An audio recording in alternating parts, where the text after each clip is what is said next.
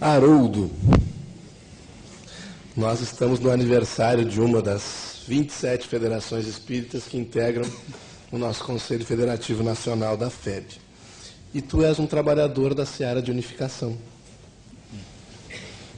Quando o Haroldo esteve a primeira vez no Rio Grande do Sul, inclusive fez um convênio com o Sérgio, que nós vamos recordar. Ele disse, falando dos 500 da Galileia, se algum dia eu não quiser fazer parte dessa caravana, eu serei um paciente psiquiátrico. E você tem acompanhado a trajetória do movimento espírita no Brasil com esse trabalho de divulgação do Evangelho. Qual é o grande cachorro que tem corrido atrás de nós, meu amigo? Qual é aquela tentação para a qual nós devemos talvez olhar com um pouco mais de atenção, que possa comprometer, colocar em risco o cumprimento da missão do coração do mundo, da pátria do Evangelho? Tem uma cachorrada. Nós temos uma vivência milenar no individualismo.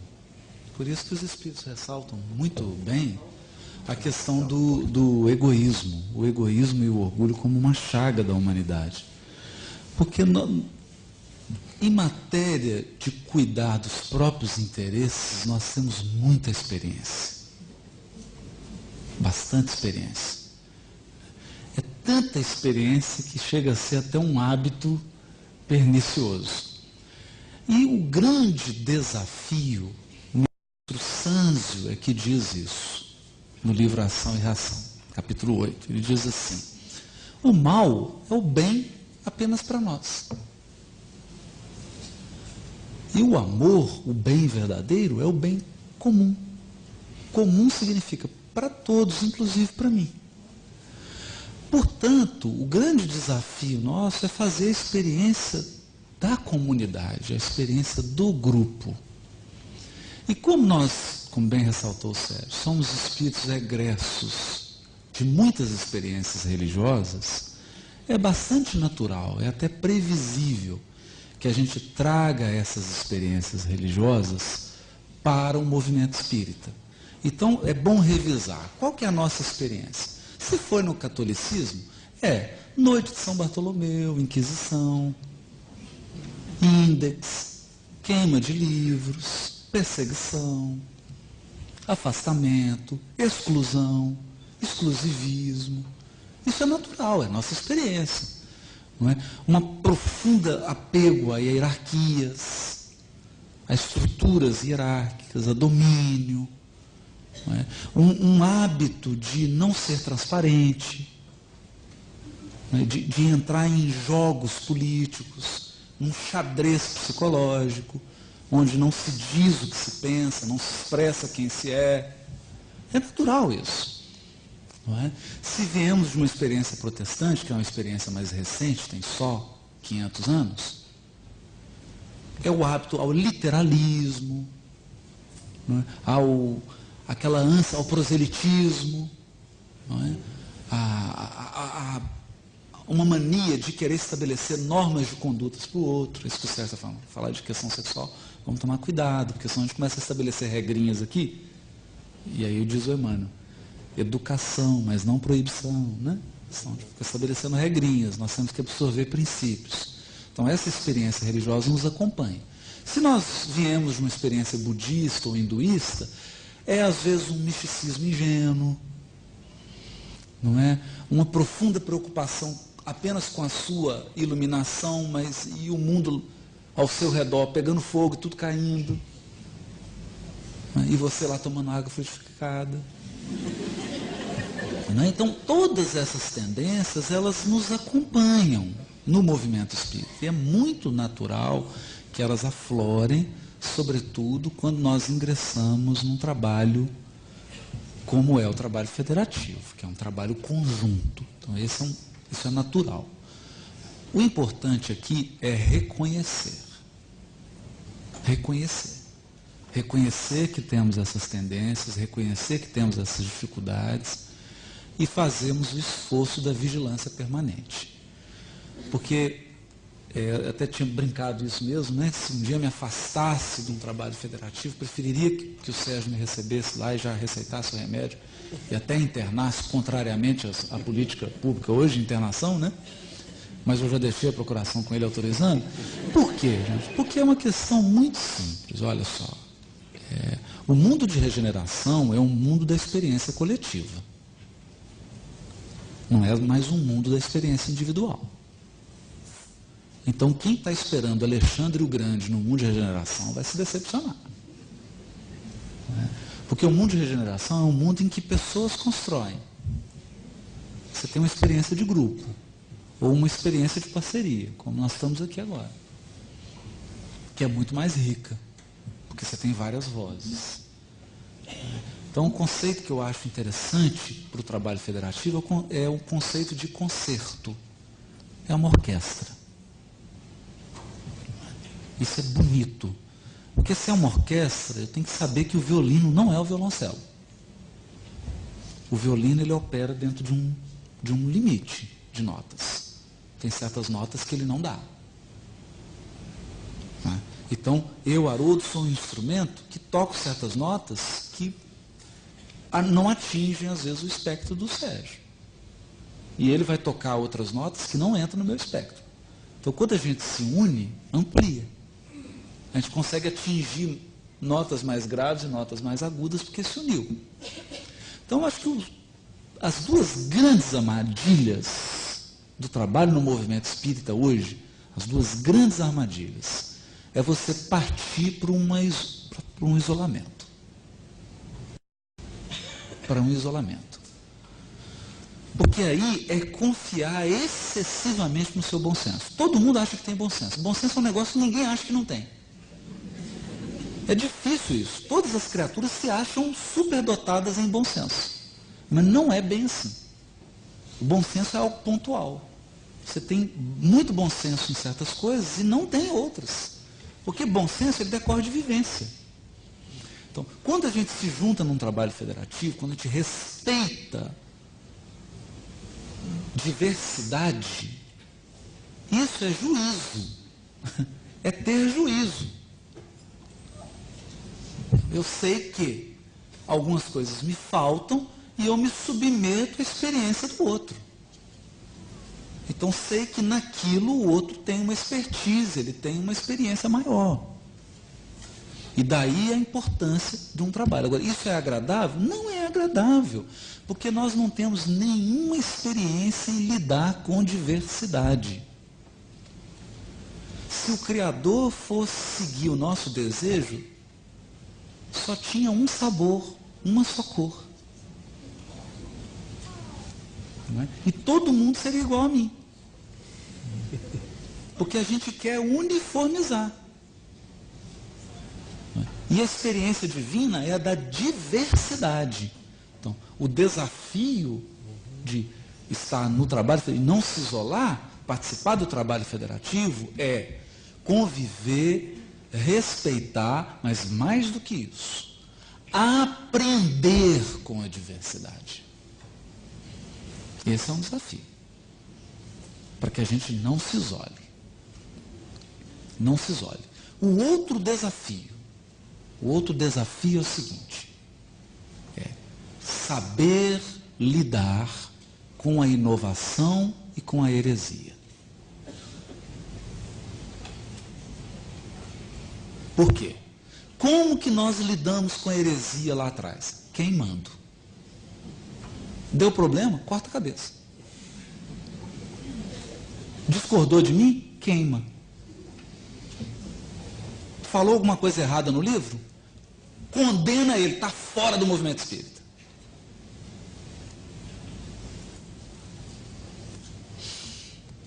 E aí a gente volta para a experiência de Jesus. Chegou para Judas, pegou a mão dele, pegou com a mãozinha, pegou o pão junto, falou assim: é você que vai trair. Você vai me trair. E aí o Judas ficou surpreso, porque Jesus está dizendo para ele assim: você só está enganando a você. Mas não consta no Evangelho que Jesus tenha tirado ele do colégio apostólico. Não é? E o Sérgio tem mais experiência para dizer sobre isso. A gente sabe que há um direito igual ao pertencimento. Todos temos direito de pertencer. A família espírita é uma teia. Se alguém exclui, sofre a consequência. Então é preciso saber lidar com isso. Outra questão é saber lidar com a inovação. Para receber inovação, e quem quer inovar? E quem quer inovar? Então aqui eu vou falar para quem quer inovar. Mais importante do que trazer uma inovação é manter a harmonia. Porque se para eu agregar uma inovação eu vou destruir o que existe, isso não é de Deus, você está com o diabo. Por uma razão muito simples. Uma instituição como a FEGS, por exemplo, é um cruzeiro. Ela não é um jet ski. Ela tem 94 anos. Para ela virar 10 centímetros para cá, não é só fazer assim com jet ski. Você tem que programar. Ela tem que fazer assim. Ó. E como ela é um cruzeiro, ela não pode entrar em qualquer aventura. Então tem um ditado mineiro que diz o seguinte: galinha que não bota, não pia.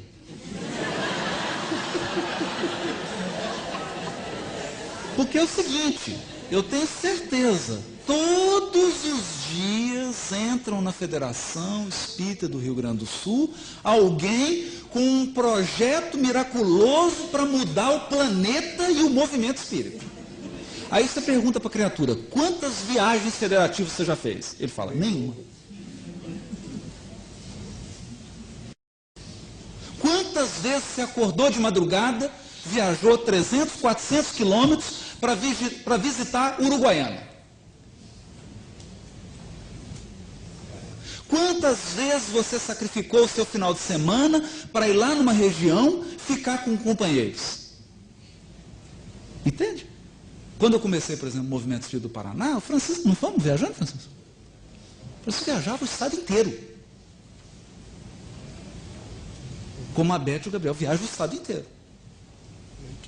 Então, quem não paga o preço da experiência, quem não vive a experiência, quem não deu cota de sacrifício, quem não chorou na tarefa, quem nunca chorou na tarefa, quem nunca se sacrificou na tarefa, quem nunca renunciou na tarefa, não tem muito direito de opinar.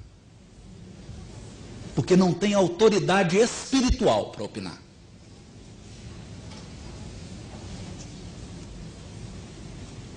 Então, essa é uma realidade dura, mas é assim.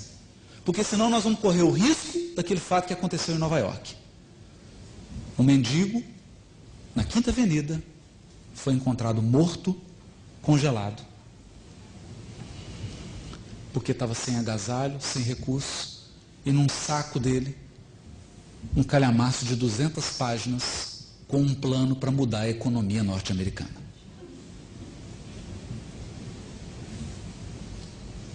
Mas, meu Deus, ele não era capaz de alterar nem sua própria condição pessoal, que é mudar a economia do mundo?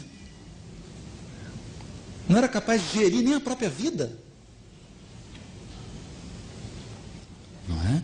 Então, trabalhar no movimento federativo é saber esperar. Ama, trabalha, espera e perdoa.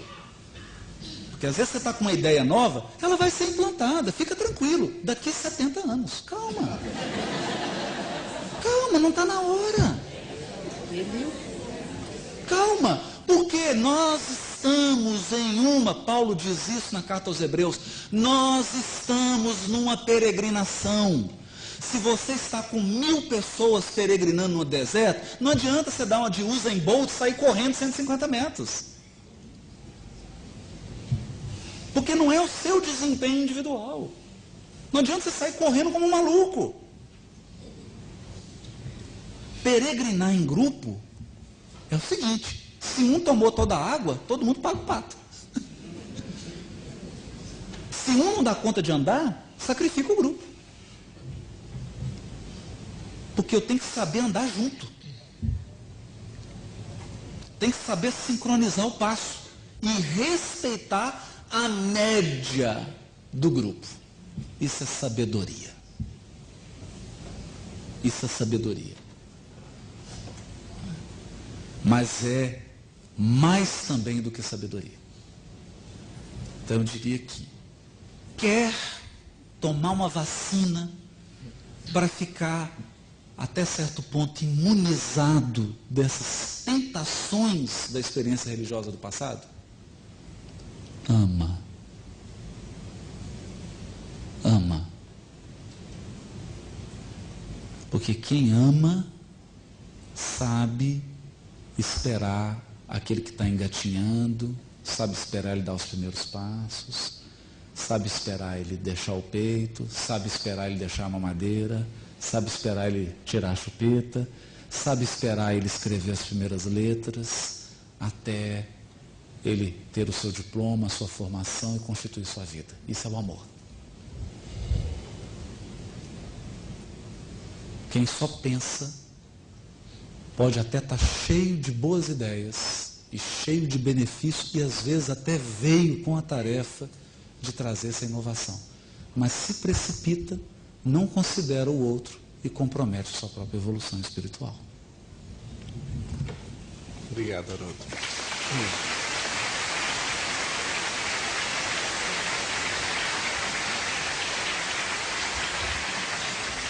Falou do canil inteiro, né? A cachorrada toda. Quero lançar um tópico para que os três possam nos trazer, cada um em considerações breves, mas conjuntamente, de modo livre, também as suas considerações. Nós falamos hoje em impermanência e nessa realidade que nós todos temos de uma encarnação que é muito rápida. Nós somos desafiados a lidarmos com a gestão do tempo dentro dela e com prioridades. E ao lado da impermanência nos surgem os impedimentos. Nós que temos tarefas a cumprir, progresso a implementar, também temos impedimentos diante dessa tarefa. Às vezes é a enfermidade física, o nascimento de um neto, o surgimento de uma outra atividade profissional. Enfim, impermanência, urgência, necessidade de progresso de um lado, impedimentos que nos surgem de outro, e planejamento reencarnatório do trabalhador espírita. O que é que vocês têm a nos dizer? Quem começa? Em breve. Só isso? É bem breve. Seja breve. Olha, a lei divina, ela é perfeita. Me parece que o nosso planejamento reencarnatório, ele está inserido nesta lei. Por via de regra, os impedimentos, eles são estímulos, só isso. Não há como eu ter uma tarefa que faz parte do meu planejamento reencarnatório e uma intercorrência no meu caminho se transformar em algum impeditivo do cumprimento da tarefa. Acho que são escolhas.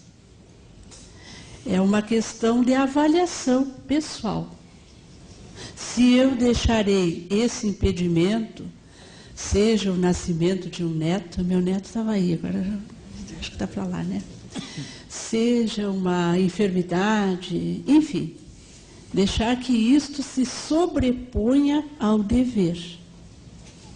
Eu acho que aí é a gente querer que o cachorro pegue mesmo, né, Haroldo? Eu acho que essa questão da impermanência, ela é uma bênção, porque toda vez que nós estamos vivenciando alguma situação, e nós estamos sob alguma injunção, esta certeza de que isto é transitório, de que isto é caminho, e de que isto é circunstância para a qual eu preciso dar uma resposta com as minhas atitudes, isso é alentador. Mais uma vez, recordo isso que o Haroldo trazia aqui. É agradável? Não. Na maioria das vezes não é. Mas é bom.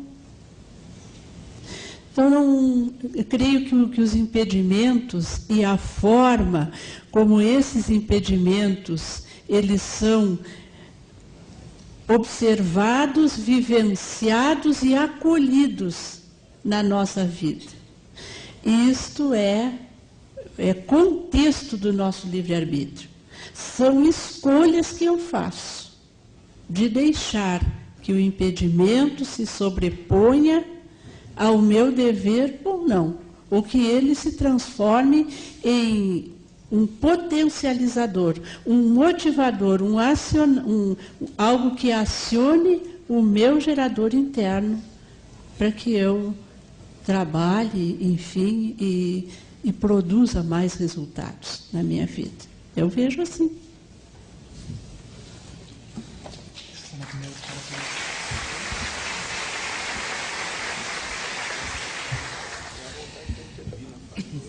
Essa questão que o Gabriel traz é um dos pontos que eu tenho mais refletido ultimamente.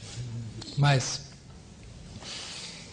desde que o Raul Teixeira caiu com um acidente vascular cerebral e ficou fora da possibilidade de falar, da possibilidade de escrever, ele foi afetado exatamente naquilo que ele fazia melhor, na psicografia e na oratória.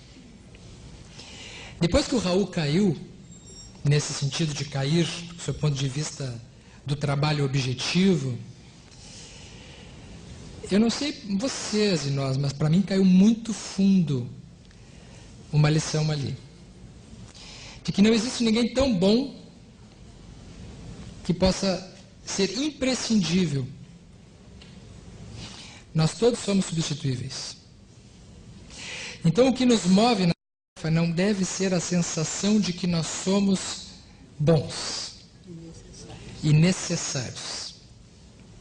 Nós somos necessitados. O semestre passado eu estava cheio de planos. Tinha um monte de palestras, de coisas para fazer, estava com a agenda lotada, assim. E por questões familiares e internas minhas, eu tive que desmarcar a maior parte das palestras. Eu não consegui fazer a minha agenda. A turnê na Europa eu não podia ir, aquela que a gente ia se encontrar em Lisboa, não podia. Questão familiar. Fui obrigado a ficar, porque seria uma incoerência eu estar viajando, dando palestra com familiares meus diretos, precisando da minha ajuda direta. E eu próprio, estando energeticamente, sem condições de poder falar e apresentar alguma coisa. Então, quando eu estou trabalhando, como hoje, por exemplo, eu tenho a sensação viva de que eu estou aqui por uma oportunidade.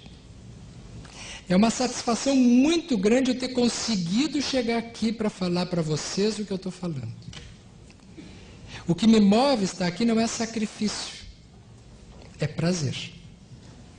Quando eu trabalho hoje, eu faço por prazer. Se for sacrifício extremo, talvez eu esteja ultrapassando limites. Porque às vezes o sacrifício extremo que a gente faz é por uma sensação de que não tem ninguém mais que possa fazer aquilo senão a gente. E isso é um engano muito grande. Obviamente que o que o Haroldo faz, só o Haroldo faz.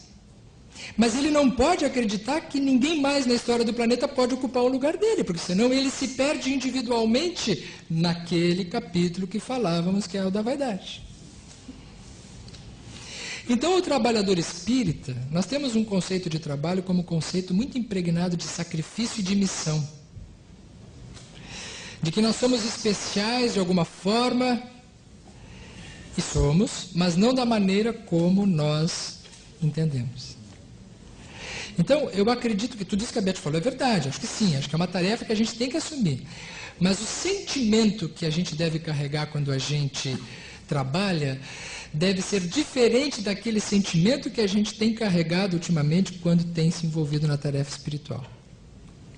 O trabalho espiritual, ele precisa ser, por nós, considerado como um tesouro que está à nossa disposição.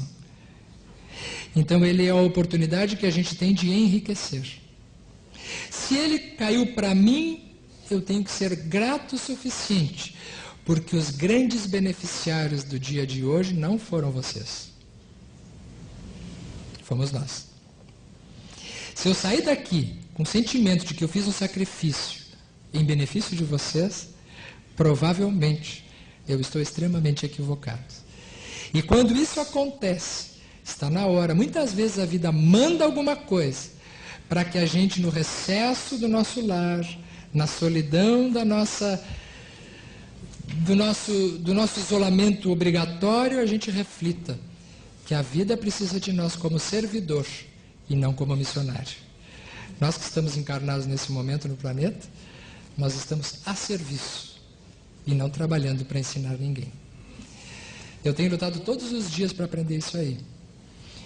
E tomara que a vida não precise me mandar nenhum tipo de experiência, que seja necessário eu aprender de um jeito diferente do que esse, do que tomando consciência das coisas e aprendendo a desenvolver aquilo que é o mais importante que a gente desenvolva, que é a noção da própria importância, mas sem perder a noção do próprio tamanho.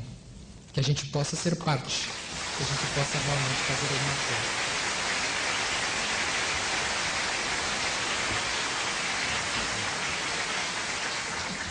Acho que os dois já disseram, né? Então, vou tentar resumir então o que eles disseram. Você está fazendo uma síntese contando uma parábola. O reino dos céus é semelhante a um pai muito amoroso que chamou seu filho e deu a ele uma gleba e algumas sementes: alface, couve, limão, cactos, uva e café. Tinta ou café, claro. A alface e a couve dá toda hora. E o processo é intenso. O cactus e o limão são um pouquinho mais demorados. O cactus é uma cultura que machuca a mão, deixa marcas. E o limão vai educando o paladar. A uva também tem seus ciclos e o mais demorado é o café. Você planta hoje, daqui 5, 6 anos vai colher. Então, a vida também é assim.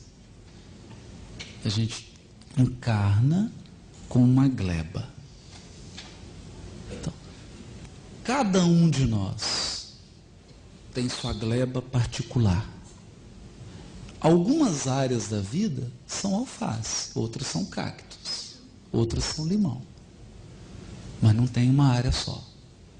Então você tem sua vida afetiva, tem sua vida familiar, tem as questões de saúde espiritual que se refletem no corpo, tem as questões de atividade espiritual e religiosa, tem as questões de atividade profissional, etc. Nunca é só uma cultura. Nunca é só uma coisa. Agora, se a sua atividade espiritual é alface, é café ou é cactus, depende. Depende da sua história. Porque para alguns, a área profissional é um limão. Apresenta inúmeros desafios. Para outros, esse limão é a atividade doutrinária. Mas a sabedoria da vida é entender que tem várias culturas. E eu preciso estar atento às várias dimensões da minha vida. A dimensão familiar, a dimensão profissional, a dimensão afetiva, a dimensão física. E as culturas não são coincidentes. O café não dá igualzinho na mesma época da alface. Então, muitas pessoas perguntavam assim: nossa, mas o Raul fez um trabalho enorme, doutrinário, chegou, foi tirado. Mas espera. Tem outras questões, tem outros cultivos interiores para ele trabalhar. Então, quando eu sentei e conversei com ele um dia, ele disse que estava sendo uma profunda experiência para ele. Porque ele estava fazendo um trabalho interior que, se você fica só expondo, você não faz. E nós não podemos ter o egoísmo de querer só o Raul aqui fazendo palestra, porque Deus ama tanto, Deus nos ama tanto, que Ele quer a gente todo. Ele não quer só um pedacinho de você, não. Ele te quer inteiro. Quer tudo. E enquanto ele não nos trazer para o seu seio, enquanto ele não nos tornar espíritos puros, seu amor não descansa. Não descansa. Então você cultivou aqui, a sua lavoura de alface está boa. E a de café? E a de cactos? Então, é essa experiência que o Sérgio estava falando, que eu estava em Paraná, fazendo as palestras, julho do ano passado. A hora que eu fiz a última, o joelho estava desse tamanho. Eu já desci, o doutor Sérgio Lopes estava sentado. É outro Sérgio, não é Lopes não. É Sérgio. É o doutor Sérgio. Eu estava sentado, ele falou assim, piorou? Eu falei, eu não estou conseguindo andar. Ele falou, vamos para o consultório agora. Era ortopedista. Já chegou, fez os exames, falou assim, olha, eu não tenho dúvida, o seu caso é cirurgia. E é já. Está aqui os exames.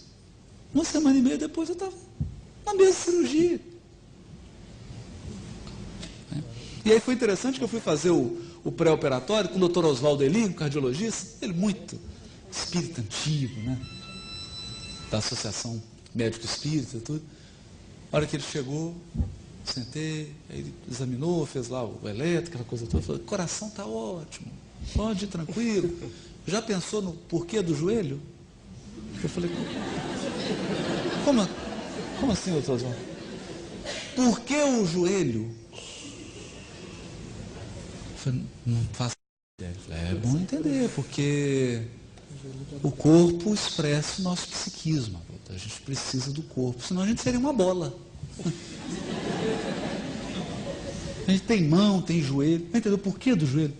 Porque foi o joelho. É a sua área psíquica que está se materializando.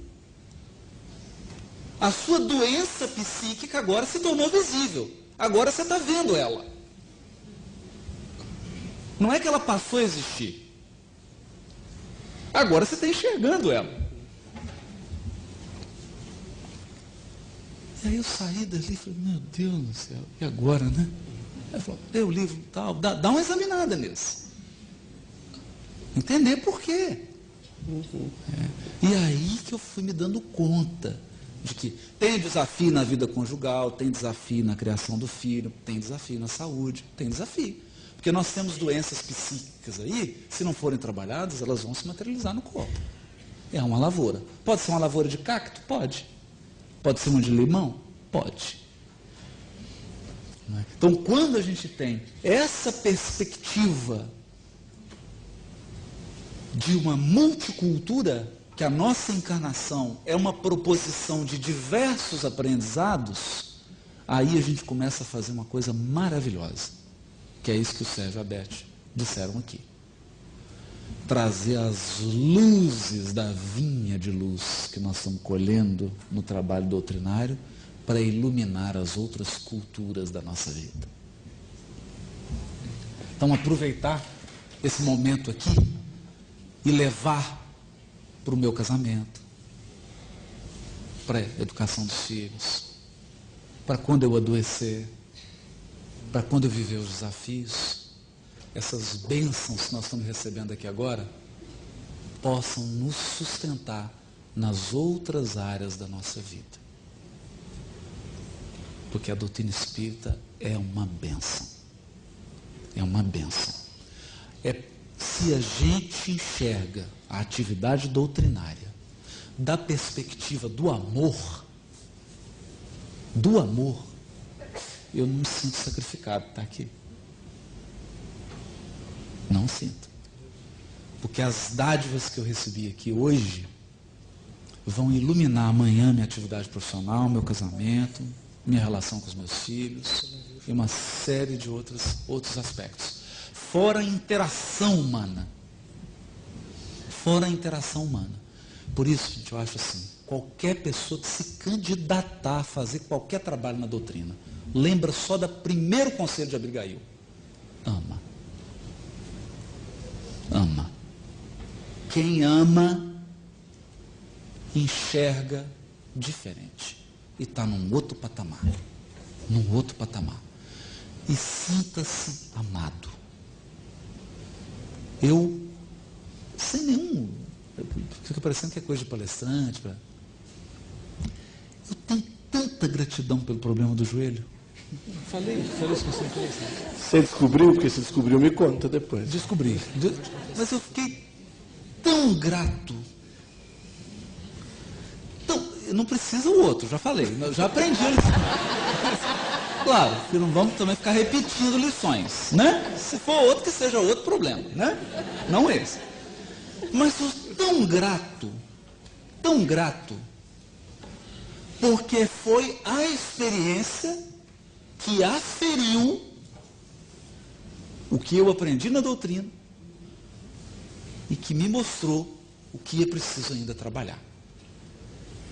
E desde o momento, isso aconteceu com o Raul também, desde o momento em que eu fiquei de cadeira de roda no aeroporto em Curitiba, até o momento da fisioterapia, em todas as pessoas que passaram pela minha vida, todos os médicos, tudo, eu me senti profundamente amado por Deus.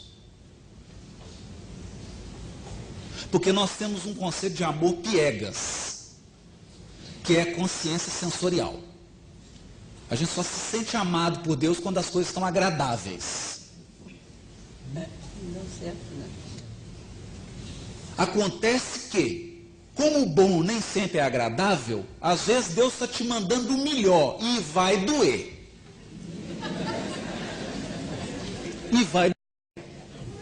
Mas é o melhor. É o melhor.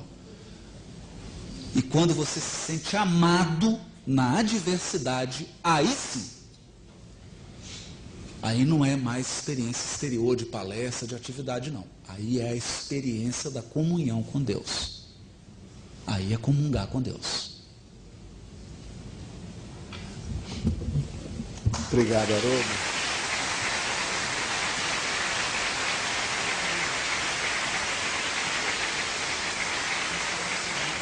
Amigos, é quase chegada a hora.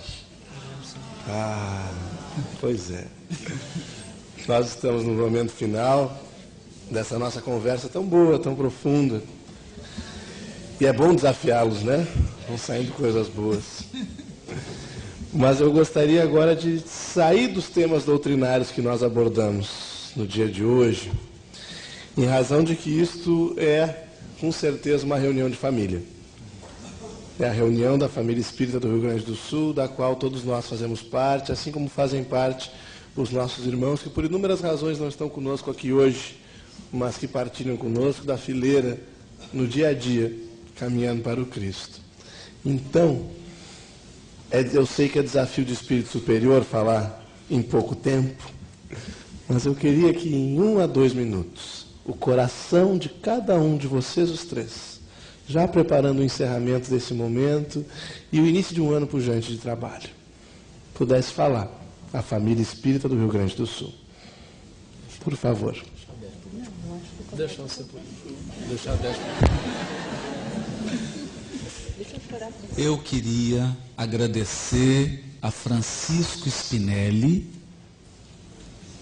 que deu suor, lágrima, sangue, a Lins de Vasconcelos, que deu tudo o que tinha, e a caravana da fraternidade aqui presente, porque esse evento não é brincadeira. São 94 anos de uma federativa alinhada com o coração de Ismael na pátria do Evangelho. Então aqui eu confesso a vocês, espíritos, sou criança, vocês são os grandes, vocês merecem a nossa honra, vocês merecem o nosso agradecimento.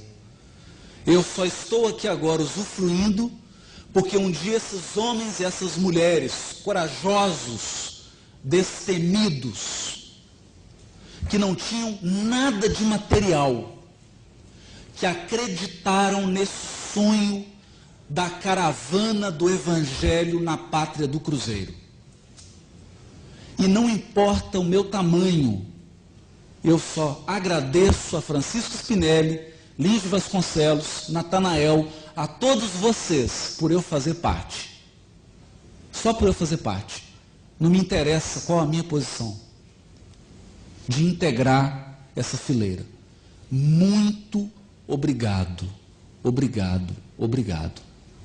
E que a Federação Espírita do Rio Grande do Sul continue por muitos e muitos anos sendo instrumento nas mãos de Ismael para que o Evangelho, à luz da doutrina espírita, regenere os corações no Rio Grande do Sul. Francisco Spinelli, de joelhos, muito obrigado.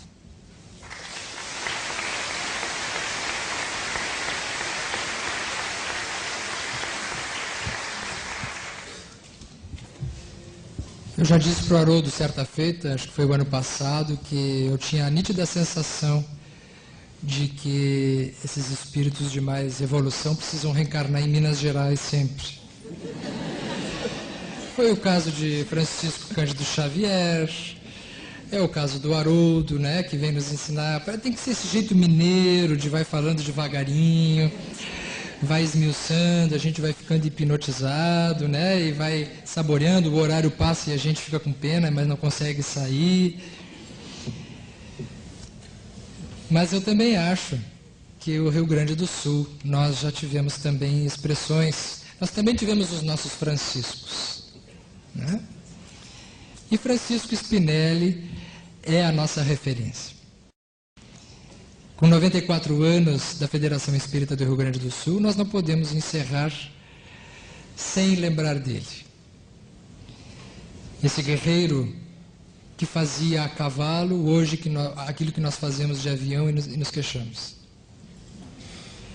Esse guerreiro que sabia ter uma família enorme, sem deixar de sair de casa para atender a família espiritual, e é um movimento nascente, que na época dele era muito mais difícil do que na nossa época.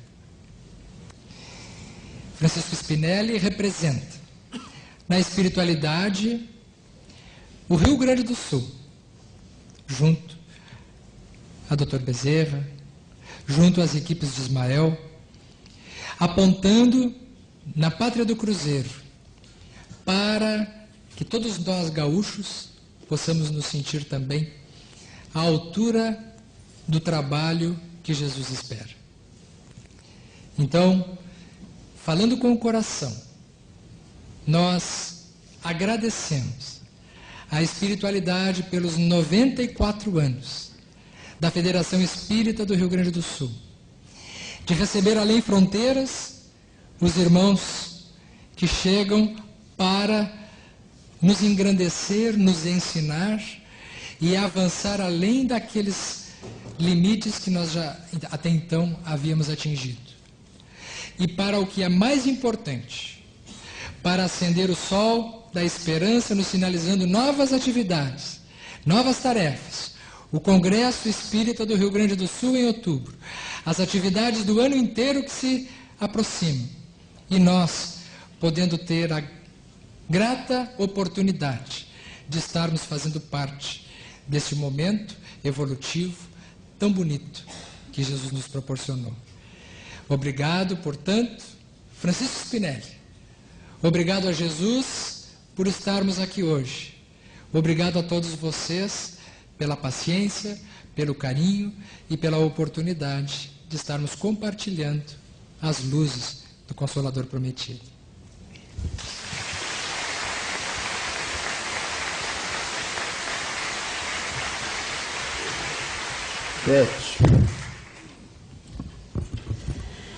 Bem, meus amigos, depois de ouvirmos as palavras de gratidão do Haroldo, do Sérgio,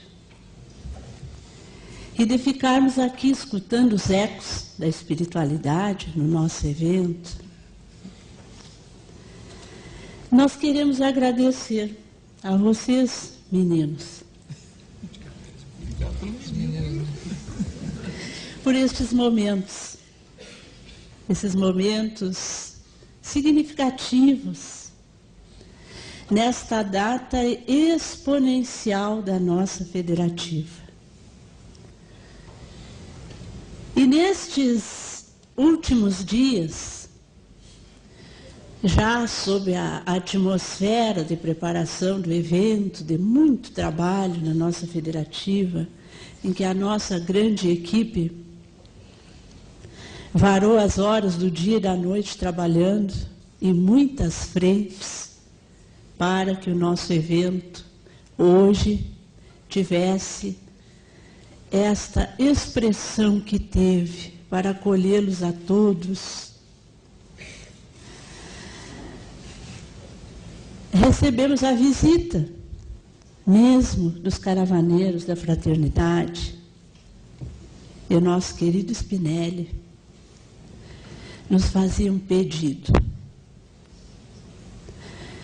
de que nós não deixássemos de lembrar ao movimento espírita de uma personalidade que às vezes é muito pouco falada e conhecida de todos nós. A figura de um missionário de 2 continentes, que quando chegou a Porto Alegre, já tinha realizado pelo movimento espírita muito mais do que talvez todos nós juntos aqui já tenhamos feito. Ele nos lembrava de Ângel Agarró Torreiro, o amigo da Dama das Violetas, Dona Amália Domingos Soler. O homem que fundou os centros espíritas na Europa, na Argentina, Paraguai, no Uruguai, e que depois, no Rio Grande do Sul, fundou o grupo Paz e depois fundou o grupo Amor, que se reuniram e formaram a sociedade que nós conhecemos hoje, nossa vizinha, Paz e Amor. Foi Ângel Agarró Torreiro que mobilizou os espíritas do Rio Grande do Sul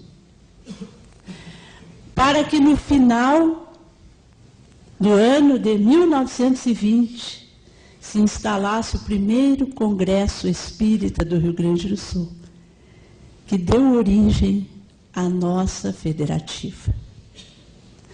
Então, nesse momento, em nome de Francisco Spinelli, dos espíritas gaúchos, nós queremos também agradecer a Ângel Agarró, que tem nos deixado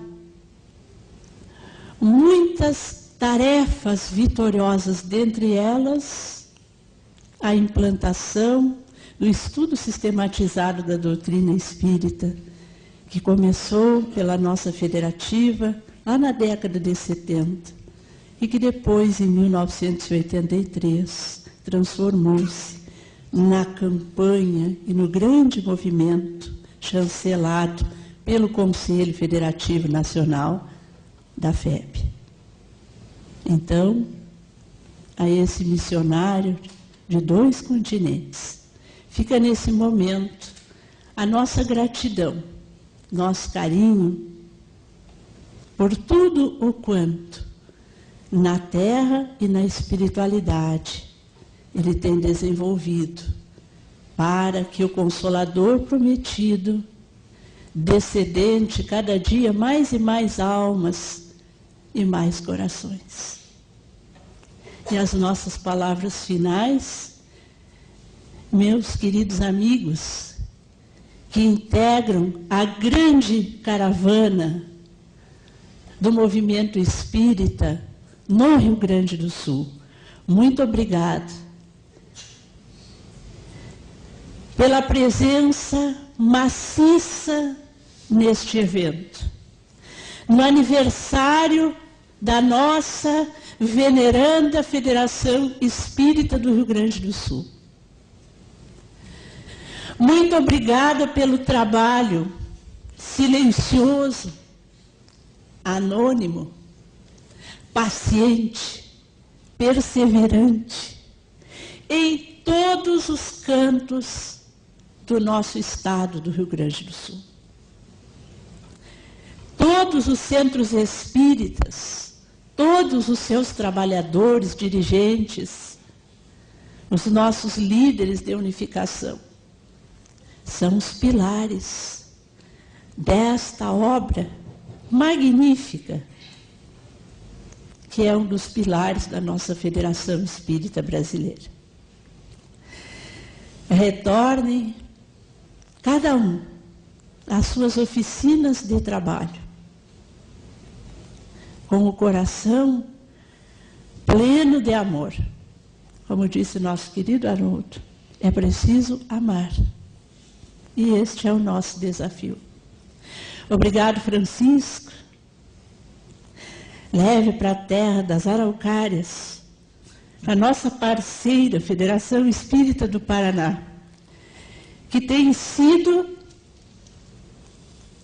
a irmã de todas as horas desta nossa gestão, desde os primeiros momentos. Receba também a nossa gratidão, levando ao Luiz Henrique, ao Adriano, a toda a diretoria da FEP, a nossa gratidão. E nós não temos condições de falar mais. Muito obrigada.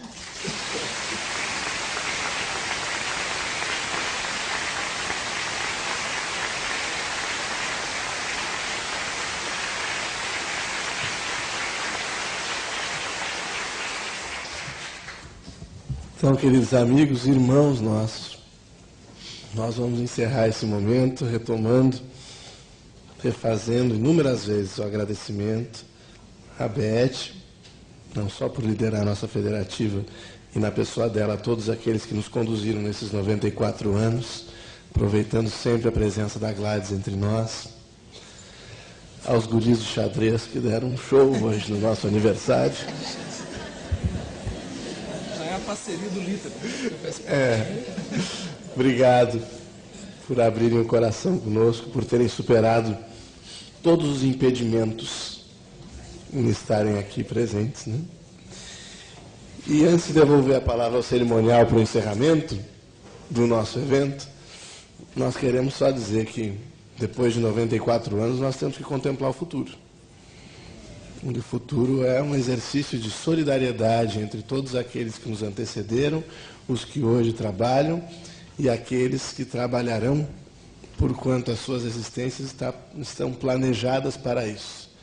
Os nossos jovens, muitos aqui conosco hoje, outros tantos nos assistindo, alguns preparando, trocando ideias, fazendo gravações, que estão por aí no dia 28, trocando ideias.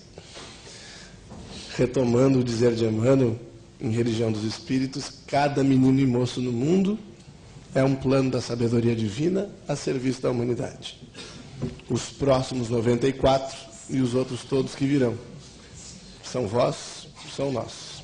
Ao trabalho. Devolvemos ao cerimonial.